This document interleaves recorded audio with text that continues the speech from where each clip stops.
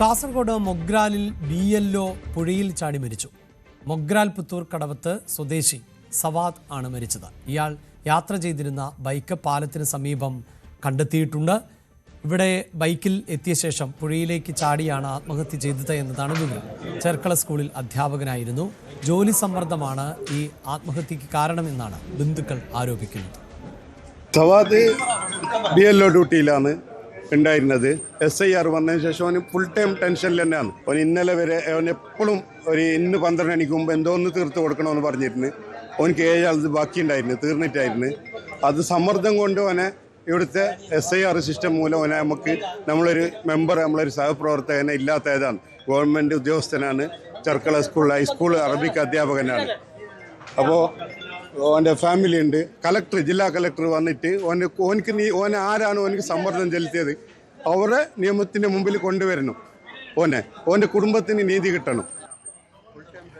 എന്തായാലും ഈ ആത്മഹത്യയുമായി ബന്ധപ്പെട്ട പ്രതിഷേധം ആണ് ഉയരുന്നത്. ജോലി സമ്മർദ്ദത്തെ തുടർന്നാണ് സവാദ് ആത്മഹത്യ ചെയ്തത് എന്നാണ് പറയുന്നത്.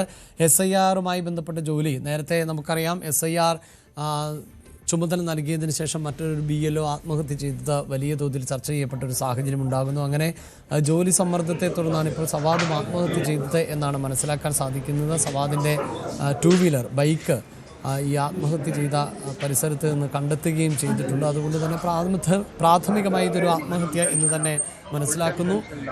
ഇതിൽ ജോലി സമ്മർദ്ദം എന്ന ആരോപണവും ശക്തമാകുന്ന സാഹചര്യമാണ്.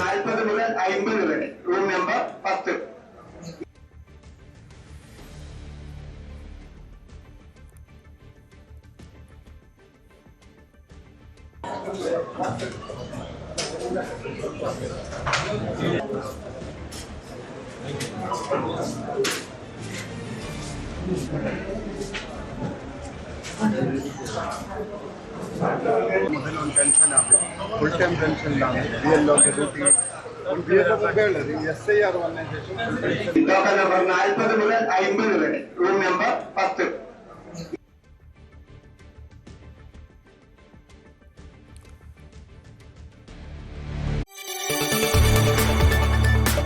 കൂടുതൽ വാർത്തകൾക്ക് News 18 Keralam YouTube channel subscribe ചെയ്യുക.